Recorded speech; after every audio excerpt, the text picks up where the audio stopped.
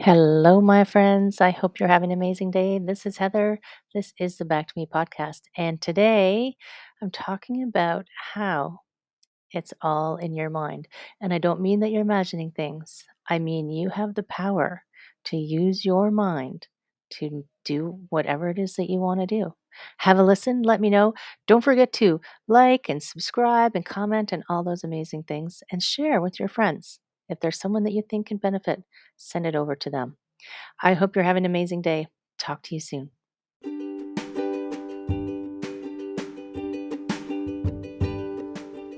Hi, my friends. Welcome. This is the Back to Me podcast, and this is Heather, and I am super excited that you're here. You are going to hear some tips and some tricks and some ideas to help you live your happiest and healthiest self. I call it Back to Me because when you are taking care of yourself, back to me, then you can take better care of others, and we can all make the world a better place. This is Wellness Your Way, and I am super happy that you're here.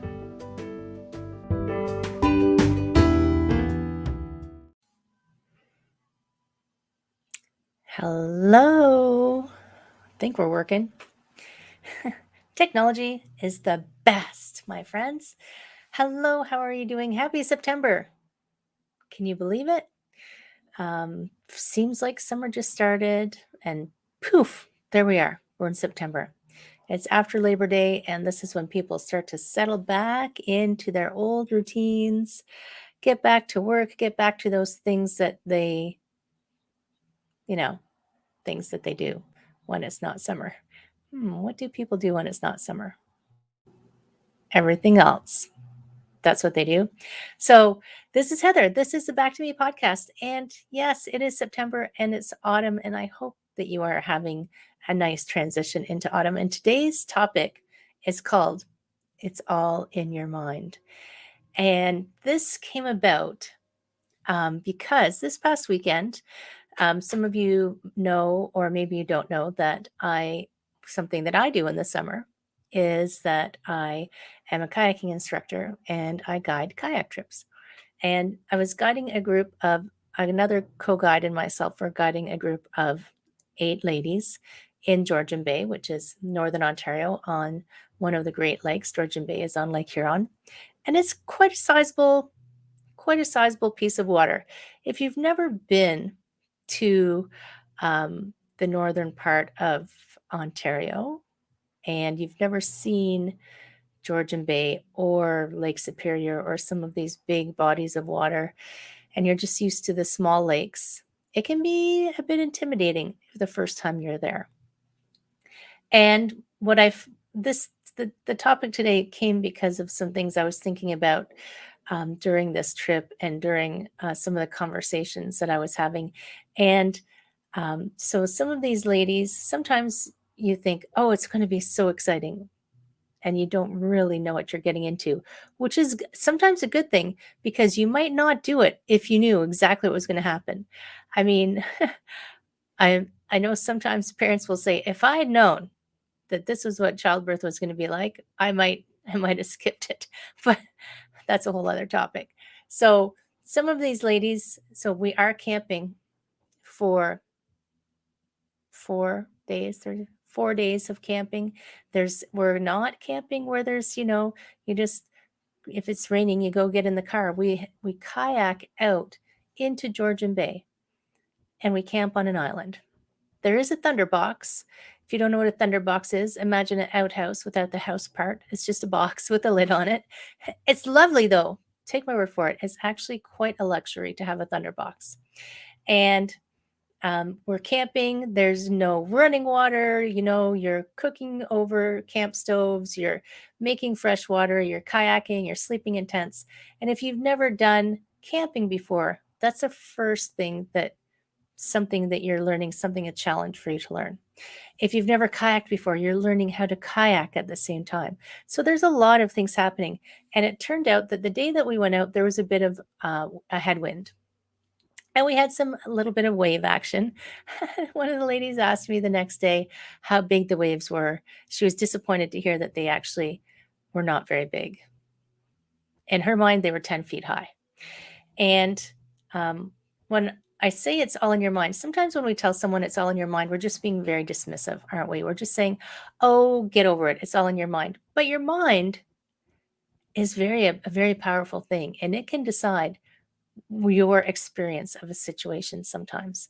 So, one of the ladies told me that she thought she was gonna die. When we were paddling back from the trip, so it was now Sunday afternoon, and they had now been out for 4 or 5 days, and they were getting used to it. She said the first day she really thought she was going to die, even though she knew logically that I was not going to let her die, obviously. She was probably not really in any danger, any major danger. There's definitely challenge. There's definitely challenge for her physically, just all the environmental things, but she was not in danger of dying from kayaking in a few waves, but she thought she was going to die. And I started thinking about perspective and how your mind will tell you something and you completely believe it, right? The mind is very powerful. So imagine the placebo effect.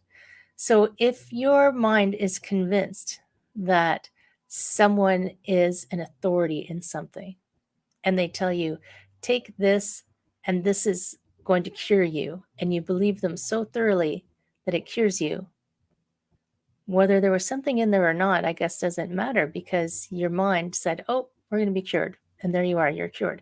And there are cases where people just believed something and it happened. I remember reading, and this was quite a while ago, so I won't remember where it came from, a case of someone who got locked in a refrigeration car, I think on a train. It wasn't turned on. The refrigeration wasn't actually on. They would have been fine, but they froze to death because they believed they were locked into a refrigeration car. Can you imagine? So your mind can do so many things. It can decide whether you're happy or you're sad. It can decide whether you give up or keep going. And I mean, I do understand there's other factors sometimes involved, right? So sometimes you fatigue is going to kick into it, or if you've eaten, let's talk about low blood sugar, right? So don't even get me started on the hangry. But there are going to be things that impact you, right? But for the most part, really, you can harness your mind. So we go through this idea that we are at the whim of our mind.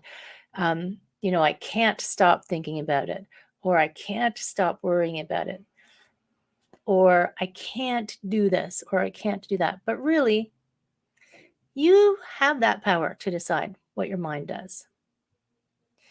It takes a little bit of practice. You probably have not, if you feel like you are at the whim of your mind, if you think that you can't control your thoughts, that you can't change what you think about, then you probably haven't exercised that muscle enough.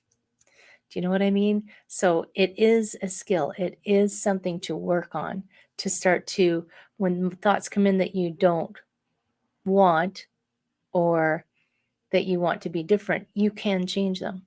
And it just takes repetition. Like anything you're trying to learn, it takes repetition and focus and energy. But you can decide to be different and to act differently and to be differently in the world. Habits were formed because we initially started doing something. And even I use sometimes the example of learning to drive a standard. You had to think about every step for a little while, and then it became a habit.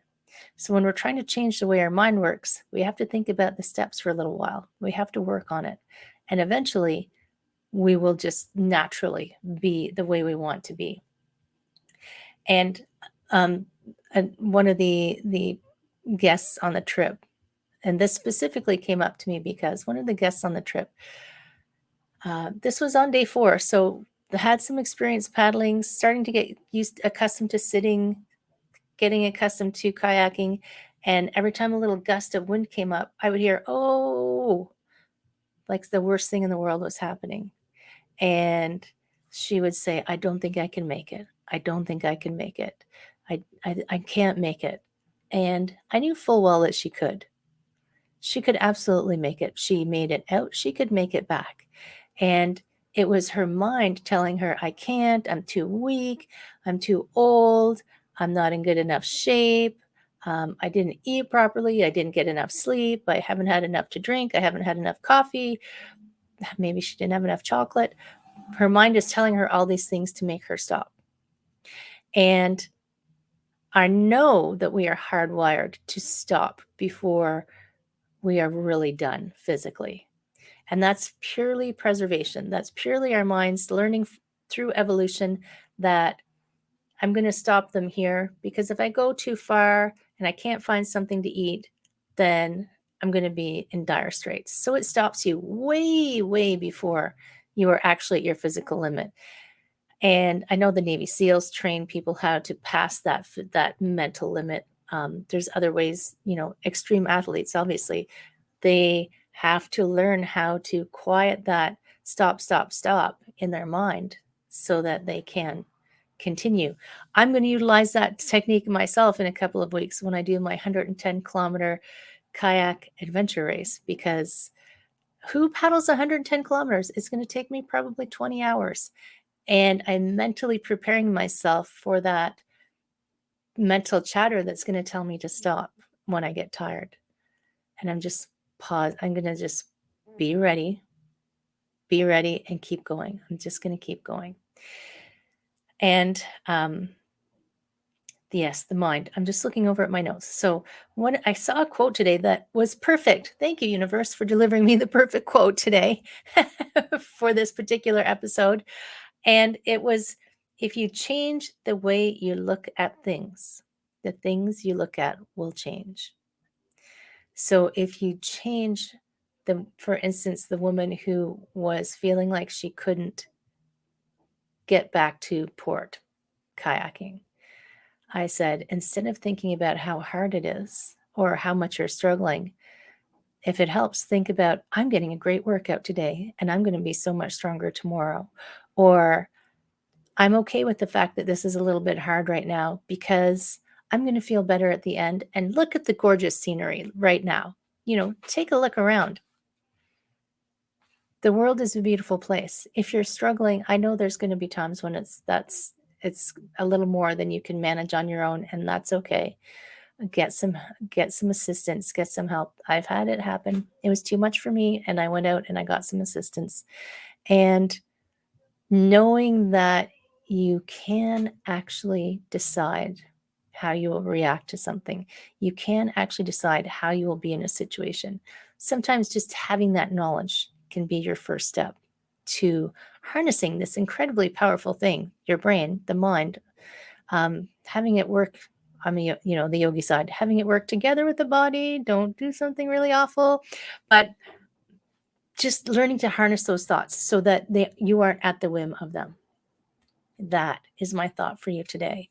And on that note, friends, on this Friday's Celebrity Chat is none other than Julia Wooster. I finally got Julia onto a podcast, and we're talking hypnotherapy and why it's so awesome and how you can use it to help change what's going on in your mind, because sometimes it's not your frontal, it's your subconscious is doing things to you. So sometimes you do need a little help to switch your brain around, right? My friend, I hope you're having an awesome start to September. It's not autumn yet. Still got a couple weeks. And if you do need some help, even if you just need some resources, I have lots of contacts. I have lots of people that I can help connect you with.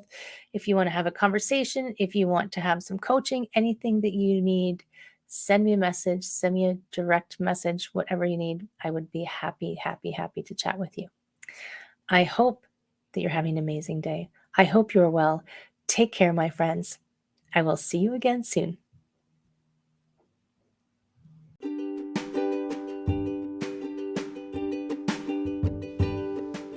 Hi, my friend. Thanks so much for listening to this entire podcast. If you found it useful and you're like me and you like helping others, please feel free to share this. Give it a like. Give it a comment. If you found something useful in it, there's a chance that someone else will find something useful as well. Also, if you have any questions at all, I can absolutely help, and I would love to help, you can email me at heather@prosperityflowcoaching.com. If you want more of this awesome content, you can follow me on Instagram, Heather Stewart Coaching. You can follow me on Facebook, Prosperity Flow Coaching. And I have a personal request. I want to help as many people as I can with these podcasts. And if you could give me a review, hopefully a good one, if you could share, if you could send this out into the world, I would truly appreciate it. I hope you have an amazing day, and I hope that you find your way to wellness by getting back to me. Take care, my friend.